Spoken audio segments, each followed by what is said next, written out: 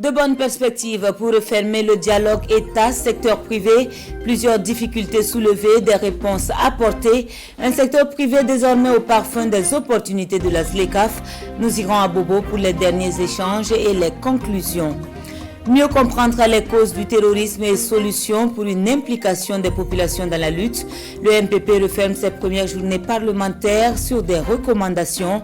Une rencontre qui intervient au moment où se tient le congrès de l'UNIR-PS et les partis ayant fusionné. Nous ferons le point des activités politiques du week-end, non sans faire une halte pour l'accueil des nouveaux militants du NTD. FESPACO 2021 J-14, ce soir nous revisitons la genèse de l'événement de 1969, date de la première édition à nos jours. Que retenir du parcours de la Biennale du cinéma, halte dans cette édition sur un demi-siècle d'existence. Une semaine à Gourcy ouvre une fenêtre sur la production et la commercialisation du piment. Une tradition pour les maraîchers de Niesga depuis une trentaine d'années. Le marché se présente comme florissant avec des exportations dans les pays de la sous-région. Gros plan dans cette édition avec nos reporters. Madame, Monsieur, bonsoir et bienvenue aux 20h de la télévision nationale. C'est à Bobo que nous ouvrons cette édition avec la 4e rencontre État-secteur privé. Que retenir des défis et des opportunités offertes par la ZLECAf pour l'économie burkinabé. Les débats qui se sont menés sur 48 heures se referment sur une note de satisfaction selon les acteurs. Le secteur privé se dit désormais plus aguerri pour faire face à l'environnement concurrentiel des affaires. La clôture avec Hassan Gourabou et Ali Traoré. Au terme de 2 jours de réflexion sur l'accord de la zone de libre-échange continentale africaine ZLECAf, pour voir les défis à relever et les opportunités pour une transformation structurelle de l'économie burkinabé, le gouvernement et le secteur privé se quittent sur des notes de satisfaction. Et face à ce nouvel outil, les acteurs du monde des affaires affûtent déjà les armes. La Chambre de commerce s'est engagée à commanditer une étude nationale sur l'impact de cette ouverture-là sur l'économie nationale par rapport au secteur privé burkinabé. Et ensuite, nous ferons donc des formations par rapport à cela, à l'ensemble des opérateurs économiques burkinabés pour qu'ils puissent s'approprier de cette nouvelle disposition. Parce que comme vous le savez, l'ouverture n'a pas que des avantages, il y a aussi des inconvénients. Ces inconvénients, le gouvernement burkinabé promet d'aider le secteur à les résoudre. Déjà, une stratégie est adoptée dans ce sens. Le thème que nous avons abordé aujourd'hui sert de tremplin parce que pour pouvoir attaquer le marché international, attaquer le marché africain, il faut d'abord que nos entreprises, que notre secteur privé soit capable de répondre à la demande nationale. Et pour pouvoir répondre à la demande nationale, il faut que ce secteur privé présente des produits de qualité et produise davantage pour offrir davantage de produits à notre peuple. Et c'est comme ça que le surplus de la production pourra aller sur le marché international et conquérir ce marché international-là pour éviter que notre pays ne continue à importer parce que la production nationale est insuffisante pour répondre à la demande nationale. Autant d'aspects que le secteur privé doit prendre en compte s'il veut résister à cet environnement concurrentiel. Et un film a été projeté dans la salle pour mieux illustrer cette situation. Des échanges qui ont précédé une visite du port sec de la ville de Bobo. Le président de la Chambre de commerce et sa délégation sont allés constater l'avancement des travaux d'aménagement. 52% de taux d'exécution pour ce projet dont la réception est prévue pour janvier 2022. Constat avec Mané Kahien et Adama Julien Dambélé. C'est une visite de chantier ici au port sec de Bobo-Dioulasso. Le président de la Chambre de commerce et d'industrie du Burkina, Mahamadi Sawadogo, accompagné des responsables de la délégation consulaire des Hauts-Bassins, prennent connaissance de l'état d'avancement des travaux en cours. Il ne peut pas passer à Bobo sans faire une visite d'étape et se rendre compte de l'état d'avancement des travaux. Alors il est évident qu'une fois qu'on a fait le terrassement, on peut avancer normalement sur cette partie-là. Que ça, c'est la partie aménagement. Il y a les bâtiments. Une fois qu'eux auront fini, c'est le lot 2, ça va concerner l'implantation des bâtiments, des bureaux, les bureaux des douanes, les magasins. Tout cela réalisé sera dans une deuxième phase. Pour cette première phase, le taux d'exécution des travaux réalisés est de 52%. Un taux jugé satisfaisant selon les responsables de la Chambre de commerce et d'industrie. Nous sommes rendus compte de l'avancée notable des travaux qui sont aujourd'hui à 52% pour une livraison prévue pour le mois de janvier. On était à un trafic de 300 000 tonnes. Mais en réalisant ce projet, cette infrastructure qui a permis d'avoir des infrastructures d'accueil pour les camions, on est passé à un trafic de 1 500 000 tonnes en gros. Nous pensons donc qu'en faisant ce deuxième projet, c'est un moyen d'attirer le trafic de transit pour le Mali et pour le Niger, mais également pour le Burkina. Et notre espérance est d'atteindre, de doubler le trafic actuel, de passer de 1 500 000 tonnes à 3 millions de tonnes. Cette visite de chantier est aussi l'occasion pour les représentants de la Chambre de commerce et d'industrie de saluer les efforts déjà consentis par l'État à travers les travaux de bitumage des voies de desserte. Toutefois, ils sollicitent toujours l'accompagnement du gouvernement pour la réussite de ce projet. Un développement certes, mais dans un climat de paix, c'est ce que prône le MPP. Au cours de ses premières journées parlementaires, le cap est désormais mis sur la ville de Banfora. Thème central des échanges, la lutte contre le terrorisme sur fond d'explication des causes et des solutions pour une meilleure implication des populations. Un sujet décliné en 3 sous-thèmes et a permis l'adoption de recommandations. Elles sont ici présentées par Kassoum Milogo et Karim Sissé. Les députés du groupe parlementaire MPP, après 48 heures d'échanges sur les stratégies à mettre en place pour renforcer davantage la résilience des populations burkinabées face à l'insécurité, proposent quelques pistes de solutions.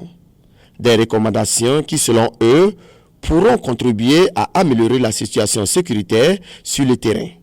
Il n'est plus question de continuer à fuir et abandonner les terres, les cheptels et autres biens au profit des envahisseurs. Considérant les importantes victoires apportées par les VDP sur le terrain de la lutte contre le terrorisme au Burkina Faso, nous, députés membres du groupe parlementaire MPP de la 8e législature, recommandons une amélioration conséquente de la motivation et le renforcement des capacités matérielles des volontaires pour la défense de la patrie. Constatant le nombre élevé des victimes civiles et la menace de la cohésion sociale, nous, députés membres du groupe parlementaire MPP de la 8e législature, recommandons la promotion du dialogue interreligieux, ethnique et communautaire par l'implication et la responsabilisation des communautés à la base dans la prévention à travers des mécanismes basés sur la non-violence. Les recommandations faites depuis Banfora par les députés du Parti du Soleil Levant sont appréciables à entendre le président du groupe parlementaire. Pour Alexandre Tapsoba, il faut anticiper les actions des groupes terroristes et organiser la lutte depuis les hameaux de culture jusqu'aux grandes agglomérations. Nos forces de défense et de sécurité ne peuvent plus continuer d'observer une position défensive, mais elles doivent s'inscrire résolument dans une position offensive. Autrement dit, il ne s'agirait plus d'attendre qu'une localité soit attaquée pour organiser la riposte, mais c'est d'aller traquer les terroristes jusque dans leur dernier retranchement afin que la menace soit totalement éradiquée. Pour une lutte efficace, l'on peut aussi faire recours à des moyens tirant leur source de nos riches traditions. Ces recommandations seront transmises au gouvernement. Les députés du groupe parlementaire MPP ont la ferme conviction que si elles sont appliquées comme il se doit, le Burkina pourrait retrouver son lustre d'antan. Fusion désormais actée pour l'UNUPS, le MPS et 3 autres. Pour réussir le mariage, il faut dès lors expliquer le processus et la vision aux concernés. Ce 2 octobre, une assemblée générale se tient dans la ville de Bobo-Dioulasso. Les explications avec Maneka Hien et Adama Julien Dambélé. C'est une assemblée générale des partis et formations progressistes sankaristes. À cette rencontre, il est essentiellement question d'expliquer le processus de fusion de ces formations politiques en vue d'une dynamique unitaire des partis sankaristes. C'est juste les premiers responsables qui doivent relayer à leur tour l'information à la base. Nous avons fait venir les gens des départements qui également au niveau des départements vont se réunir avec les différents partis qui existent sur le terrain. En tout cas, nous pensons que les échanges que nous allons avoir avec la délégation venue de Ouagadougou vont permettre plutôt d'éclairer les lanternes des gens parce que beaucoup de gens ont vu les conventions qui ont été signées à partir de Ouagadougou et se demandaient comment ça se passe. Mais aujourd'hui, c'est l'occasion pour eux de comprendre réellement le processus de fusion qui sera expliqué en long et en large. Et nous avons pensé cette fois-ci qu'il faut inverser la tendance, c'est-à-dire faire la fusion par la base. Et voilà pourquoi nous sommes venus ici à Bobo-Dioulasso pour rencontrer les militants et les militantes de ces formations et partis politiques qui sont déjà engagés dans la dynamique. Des partis politiques comme l'UNIR-PS, le MPS ainsi que l'URD-MS, Faso Cause et CPP Faso ont déjà adhéré à cette coalition, selon Maître Beniwende Sankara. Pour lui, les portes restent ouvertes à toute formation politique souhaitant rallier la cause. C'est simplement afficher la volonté de l'unité qui est en réalité une aspiration du peuple burkinabé et de demander à tous ceux qui se sentent concernés, qui se sentent interpellés, que l'on soit progressiste, sankariste, patriote ou démocrate, qu'on rejoigne cette dynamique-là. Et je crois que, en tout cas, l'appel sera entendu par notre peuple. Cette assemblée générale se tient en prélude du congrès de fusion des partis sankaristes prévu à Ouagadougou à partir du 30 octobre de cette année. Le MPS qui fusionne avec l'UNIR-PS, le MPS qui perd aussi des membres. Ils font partie des 2000 à rejoindre le navire du NTD. C'est dire donc que pour ce dernier, l'heure est à l'accueil des nouveaux militants. Des militants qui s'engagent à œuvrer pour permettre au NTD de renforcer ses racines pour de meilleurs résultats aux défis électoraux. Issa Kafando et Aimé Solange Guigman. Ils sont au nombre de 2157 militants à rejoindre le NTD, le nouveau temps pour la démocratie. À cette cérémonie d'accueil, les représentants des jeunes, des femmes et des vieux de ces nouvelles adhérents se sont engagés à travailler pour l'ancrage et le rayonnement du parti au Burkina et au-delà des frontières. Ils y adhèrent sous le leadership de l'ex-vice-président du MPS. La réconciliation et le retour des exilés au pays constituent entre autres raisons de cette adhésion. Le NTD est un parti de vision, un parti responsable, un parti, une force tranquille comme je l'ai dit. C'est un parti qui se trouve être au niveau de la majorité présidentielle deuxième et au niveau national troisième. Donc je dirais que c'est un grand parti, ce n'est pas un petit parti. Et aussi par rapport aussi à l'espace que ce parti veut nous donner pour que réellement nous puissions nous exprimer. Une adhésion qui participe au renforcement du NTD et est perçue comme le témoignage des résultats engrangés par le parti. C'est de manière indépendante qu'il a su lire qu'au niveau du travail qui est fait dans la majorité avec le président Roch-Marc Christian Kaboré, ça nécessite pour lui qu'il se remobilise. Il a choisi, lui aussi, à son tour, notre parti, pour montrer donc sa volonté d'accompagner le processus, et en particulier le processus de réconciliation nationale. Vous voyez comment les camarades sont engagés, il y a des femmes, il y a des jeunes, il y a des anciens, il y a des intellectuels. Nous sommes fiers de dire que notre politique impacte. Et si cela impacte, c'est parce que nous avions une vision, un leader, le président Roch-Marc Christian Kaboré.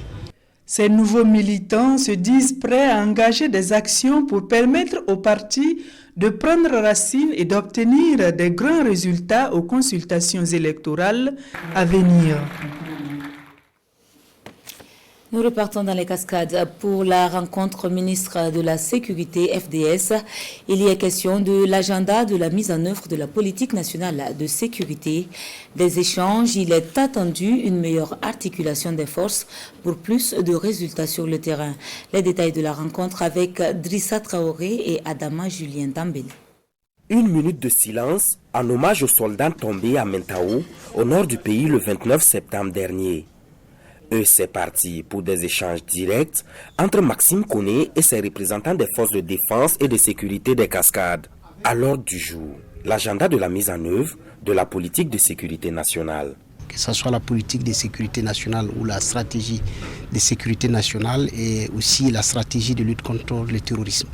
Ce dernier document va permettre de fédérer toutes les actions, d'avoir une cohérence globale de nos actions et aussi de pouvoir impliquer tous les acteurs dans la lutte. C'est une lutte à laquelle tout le peuple burkinabé doit participer. Et le plus important, le message très fort que nous avons porté, c'est qu'il n'y a pas de héros solitaires dans cette lutte. Toutes les forces doivent se mettre ensemble dans la diversité. Un souhait qui, selon le premier responsable de la sécurité, ne saurait se concrétiser que par l'adoption d'une nouvelle posture dans cette quête de sécurisation du pays. En termes de réponse, il faut atteler les autres réponses, et comme bien sûr la réponse judiciaire, juridique, la réponse administrative, la réponse diplomatique, la réponse communicationnelle et la réponse humanitaire. Donc il y a un ensemble de réponses qu'il faudrait bien doser pour avoir des résultats concrets sur le terrain. Donc ce n'est pas seulement par le feu. Cette rencontre avec les forces de défense et de sécurité se tient dans un contexte sécuritaire difficile dans la région. Et ces actions entrent dans la perspective d'une meilleure articulation des forces pour plus de résultats sur le terrain, foi du ministre de la Sécurité. Victimes de l'insécurité, justement, les déplacés de la commune de Solhan. À leur égard, c'est un élan de solidarité que témoigne la Sensad. Le 28 septembre dernier, il leur a été remis au travers des autorités de quoi améliorer leurs conditions de vie. Le témoignage de Rasman Ezoundi et Ismaël Diloma Sirima. Prise en charge des personnes affectées par les tueries du 5 juin dernier à Solhan. Voici la contribution de la communauté des États sahélo-sahariens, Sensad. Une contribution qui se chiffre à 81 tonnes et demie de vivres, remise ici au maire adjoint de Solhan. Si on dit que les gens sont déplacés, et si on les appuie par la nourriture, ça veut dire que c'est une grande partie qu'on a pris de leurs dépenses. Toute personne qui a contribué au niveau des déplacés de Solhan de juin à nos jours, on le remercie beaucoup. Nous saluons toujours l'action et les efforts des partenaires internationaux, bilatéraux, multilatéraux, les ONG, et toutes les bonnes volontés en tout cas qui peuvent aider à soutenir les populations qui sont en difficulté. Le geste du jour répond à un double objectif: soulager les déplacés internes tout en donnant un coup de pouce à l'économie nationale. Ce choix, il était opportun et délibérément fait pour faire profiter bien sûr non seulement les populations qui vont tirer profit de ce don, de ces produits alimentaires, mais surtout les producteurs locaux, le marché local. Et ça fait marcher l'économie. Et au secrétaire exécutif d'ajouter que l'entraide est l'une des raisons d'être de la Sensad. Du reste, ce don vient s'ajouter à bien d'autres gestes de solidarité à l'endroit du peuple burkinabé. Au nombre de ces gestes, des ambulances remises aux populations de Yirgou et de Banfora. Que retenir des activités menées par le mémorial Thomas Sankara? À quelques jours du procès du 11 octobre, le comité tient une conférence de presse. Il y expose ses attentes pour le procès et envisage des perspectives. Le point avec Sié Famaro Chekam et Sekou Zongo. 2 octobre, une date historique dans l'histoire politique du Burkina Faso. Mois d'octobre, mois de peine pour les compagnons de lutte du président Thomas Sankara et pour les adeptes de la révolution burkinabé.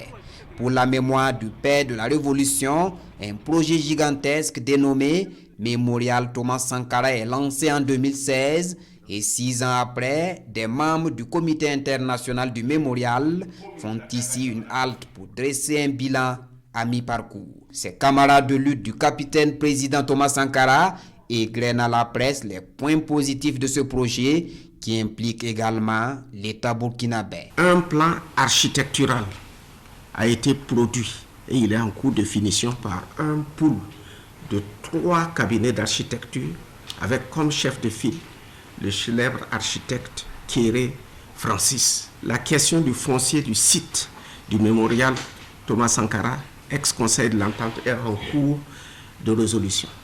La seconde action concerne la statue et les bustes installés sur le site du mémorial.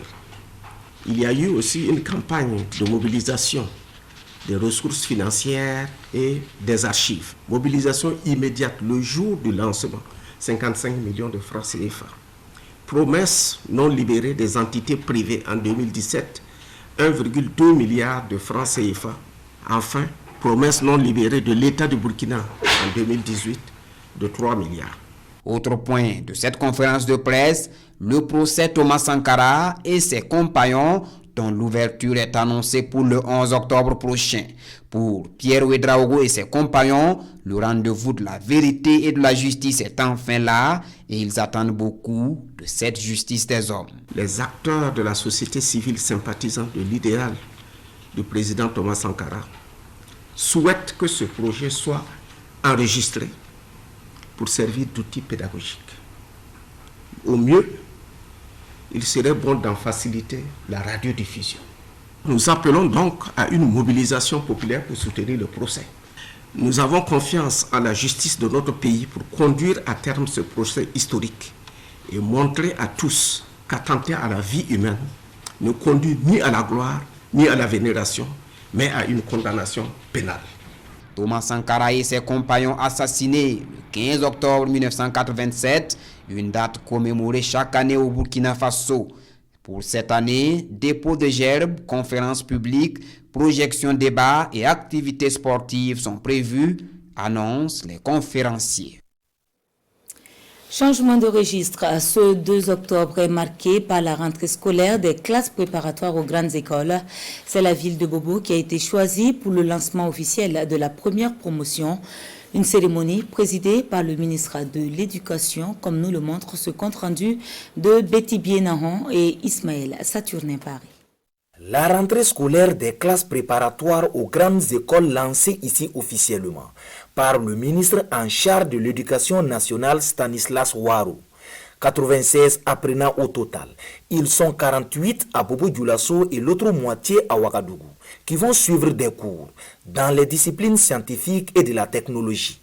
L'objectif d'une telle formation est que ces jeunes puissent intégrer à terme les grandes écoles d'ingénieurs de la sous-région et d'ailleurs, et surtout que le Burkina Faso puisse disposer des enseignants de qualité et d'ingénieurs dans plusieurs domaines d'activité. Dans les classes préparatoires d'entrée dans les grandes écoles, donc les élèves passent 2 ans. Ce sont des formations post-baccalauréat. C'est en 2016, lors du premier mandat du président du Faso, qu'il a attribué au ministère en charge de l'éducation de créer et de faire fonctionner les classes préparatoires d'entrée aux grandes écoles avec l'appui du ministère en charge de l'enseignement supérieur. Et donc 6 ans après, nous voilà ici pour lancer donc on va dire la rentrée scolaire de la première promotion de ces classes préparatoires. C'est vraiment avec beaucoup de joie que nous mettons en œuvre donc cet engagement du président du Faso. Pour cette rentrée 2021-2022, 3 disciplines sont concernées: les mathématiques, les physiques et les sciences de l'ingénieur. Et au dire des responsables, des mesures sont prises pour étendre la formation à d'autres disciplines les années à venir. Pour la sélection des 48 à Bobo, on a eu plus de 300 dossiers et on a fait un score qui est basé sur les mathématiques, la physique, l'anglais et le français. Et on fait les classements selon la moyenne obtenue par moyenne décroissant. Les 48 premiers sont admis en classe préparatoire. Le ministre Ouarou a exhorté les apprenants à se donner au travail afin d'être toujours parmi les excellents. Il rassure que le gouvernement est en train de tout mettre en œuvre pour leur offrir de meilleures conditions de vie et d'études. Retour ce soir sur les prix PADEV 2021 au rendez-vous de Kigali. La Banque commerciale du Burkina, partenaire de l'événement, a saisi de bonnes occasions de partenariat. Amandine Lalsaga, notre envoyée spéciale, revient sur les opportunités en vue. La Banque commerciale du Burkina, dans les locaux de la coopération rwandaise, ici à Kigali. La BCB s'imprègne du fonctionnement de l'institution. Aujourd'hui, on a rencontré la BCB, la Banque commerciale du Burkina, et on a échangé sur beaucoup d'opportunités dans le cadre de l'informatique, où on peut travailler ensemble et apporter nos connaissances de 2 côtés. En clair, les échanges portent sur la digitalisation des produits et services bancaires. Des échanges fructueux selon l'institution bancaire burkinabé. Le Rwanda est, comme il est connu par tout le monde, il est très en avance dans certains domaines, et surtout dans le domaine de l'IT, la technologie de l'information. Nous, le CEP, nous avons un projet en cours qui est assez avancé dans ce domaine, donc moderniser et je peux appeler se mettre à jour par rapport à ce que les autres banques ont. Et le Rwanda, il était connu et distingué par rapport à ce domaine-là. La rencontre augure de bons espoirs pour la Banque commerciale du Burkina qui envisage un partenariat avec la coopération rwandaise. Les opportunités, c'est également ce qui s'offre aux acteurs des filières animales et halieutiques, cela à travers des formations initiées par le Fonds de développement de l'élevage, l'éducation financière et économique ainsi que les techniques de production améliorées ont été abordées à Léo le 30 septembre dernier. Césaire Carrefour et Aimé Solange Guigma. C'est une formation initiée par le FODEL, le Fonds de développement de l'élevage, pour renforcer les capacités des acteurs des filières animales et halieutiques sur les techniques de production améliorées et l'éducation financière et économique. Elle marque le début d'une série de formations à travers le pays. Ça va leur permettre de mieux gérer les ressources financières. Voilà, donc ça va du coup créer des entrepreneuriats pour ces acteurs-là qui, après un financement, deux financements, et aussi peuvent financer d'autres acteurs-là pour améliorer vraiment leurs conditions de vie, pour lutter contre la pauvreté et pour améliorer l'économie du pays. Et nous sommes dans la série qui concerne l'exercice 2021, qui devrait voir également environ 125 acteurs formés. Donc je voudrais, au nom de mon collègue, j'allais dire féliciter le fonds qui ne ménage aucun effort donc, pour faire en sorte que ce sous-secteur-là de ce département puisse connaître, j'allais dire, un meilleur essor et permettre à l'ensemble des acteurs de pouvoir aller vers la promotion, j'allais dire, de l'économie. Cette formation s'inscrit dans le cadre de la mise en œuvre de la composante 4 du FODEL portant sur la promotion de la formation professionnelle. Le but étant de dynamiser les secteurs porteurs pour l'économie et l'emploi. Annoncé en titre le FESPACO 2021, nous sommes à 2 semaines de l'événement qui se tient cette année sous le thème Cinéma d'Afrique et de la diaspora, nouveaux regards, nouveaux défis. Une organisation qui a vu le jour en 1969 grâce à un groupe de cinéphiles désireux de créer un cadre annuel de projection et d'échange entre professionnels. Historique d'un demi-siècle d'existence avec Sébastien Zongo. Il y a 52 ans, naissait la Semaine du cinéma africain. Cette première édition se tient du 1er au 15 février 1969 à Ouagadougou. Elle mobilise près de 10 000 spectateurs devant 24 films, dont 18 provenant de 5 pays d'Afrique, Côte d'Ivoire, Cameroun, Niger, Sénégal et Haute-Volta, actuel Burkina Faso.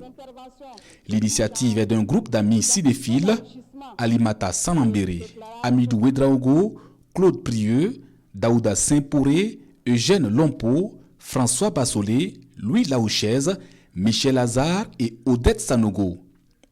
Leur idée, créer un cadre annuel de projection et d'échange entre professionnels et spectateurs de films africains.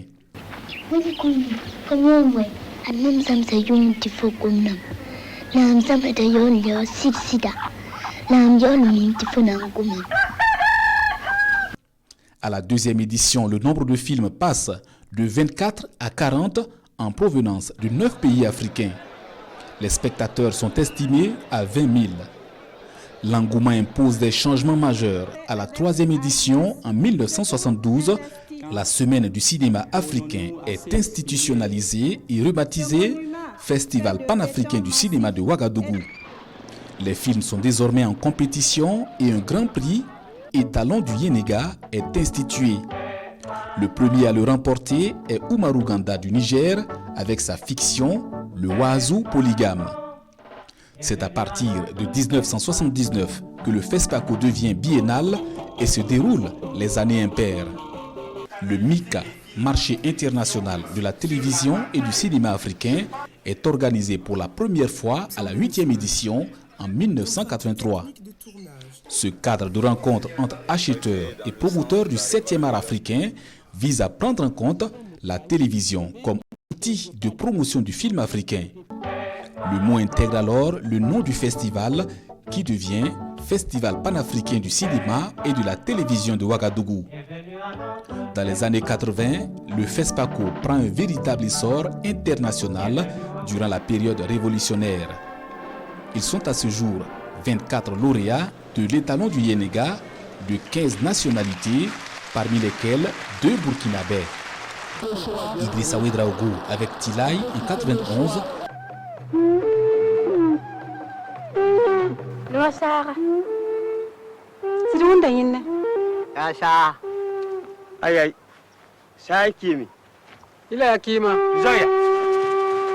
Et Gaston Kaboré en 97 avec Boudiam.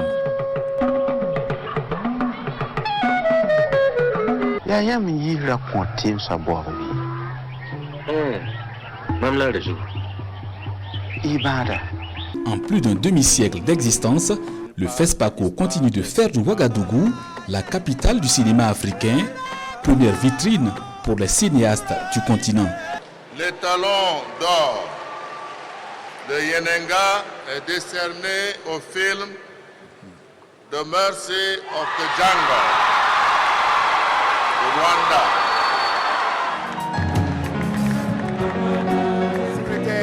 Mais la 27e édition est celle de tous les défis. C'est la première depuis l'avènement de la pandémie mondiale de Covid-19.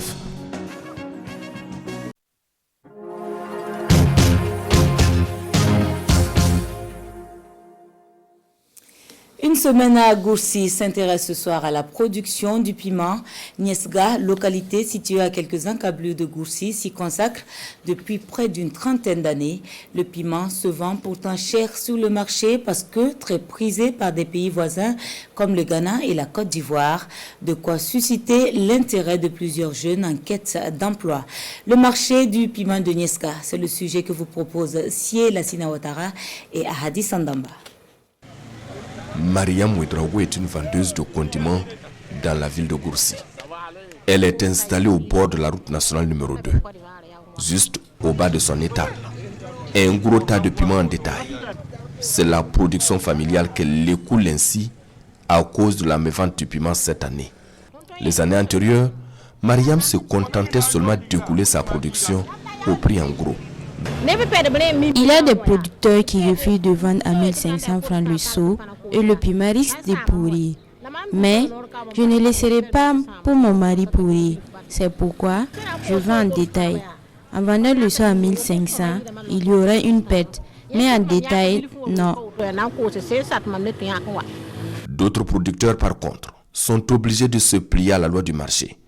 Une situation de mévente que tous imputent à la fermeture des frontières terrestres à cause de la maladie à coronavirus. Nos clients prennent avec nous pour ensuite revendre en Côte d'Ivoire et au Ghana. À cause de la fermeture des frontières, ils dépensent trop, ce qui se répercute sur les prix ici.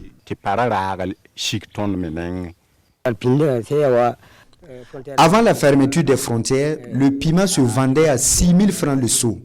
Mais actuellement, c'est à peine 2500 francs CFA le seau. Pourtant, cette année, la zone connaît une grande production de piments, nous confie un producteur. Nous sommes dans l'exploitation de Patrice Sawadou à Niesga, une localité située à quelques encablures de Goursi.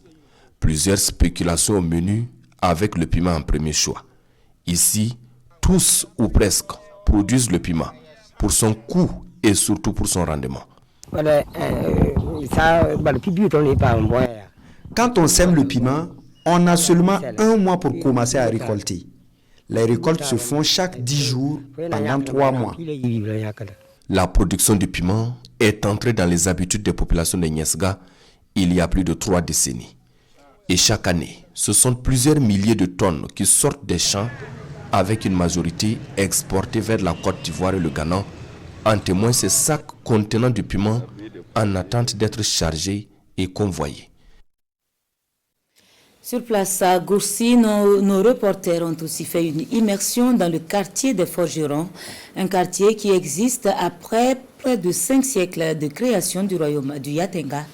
Les descendants des forgerons, au fil du temps, n'ont ménagé aucun effort pour non seulement perpétuer la tradition, mais aussi adapter la forge aux exigences du moment. Sie Lassina Ouattara et Ahadi Kanamba. C'est une production à grande échelle d'outils agricoles, mais aussi de bracelets et de gourmettes. Ici, la métallurgie est travaillée dans toutes ses formes. Le fer, l'argent, le nickel et autres métaux sont façonnés, lissés au grand bonheur des populations. Nous sommes au quartier forgeron de Gourcy. Là, la forge se transmet de génération en génération. Nos enfants partent à l'école, mais tous les samedis et dimanches, ils viennent travailler ici. Ils apprennent le métier et il y en a même qui arrivent à s'acquitter de leurs frais de scolarité.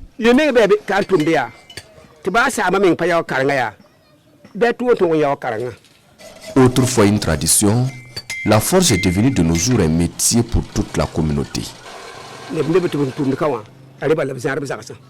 Il y a des gens ici qui s'en sortent très bien avec la forge et viennent même en aide à d'autres personnes. Et au temps de nos grands-parents, quand tu venais avec un travail, ce n'est pas avec de l'argent que tu payais, mais plutôt avec des vivres, ce qui suffisait largement pour toute la famille et le forgeron ne faisait plus autre chose. Mais les temps ont changé, les outils et les techniques aussi. Aujourd'hui, les forgerons ont adapté leur manière de faire aux réalités du moment. C'est le cas ici de Adama Kindo qui utilise depuis une décennie l'énergie solaire pour plus d'efficacité dans son travail. Si tu mets cette barre de fer au feu, tu mets la plaque au soleil et tu attises les braises par l'intermédiaire d'une batterie. En quelques minutes, il rougit. Ouseni Kindo également a trouvé la solution à ses préoccupations. Avec cette machine, finit la fatigue dans la dilatation des métaux. Si tu as 3,5 kg de fer à dilater, il te faut au moins une semaine avec la main. Mais avec la machine, c'est en 5 heures seulement. Aussi avec la main, là où tu as 1 mètre de longueur après dilatation, tu as au moins 2 mètres avec la machine. C'est donc avec ces fils de fer que l'on utilise dans la fabrication des bagues. Tous les métaux sont dilatés ici à des fins de fabrication de bracelets et autres objets utilitaires.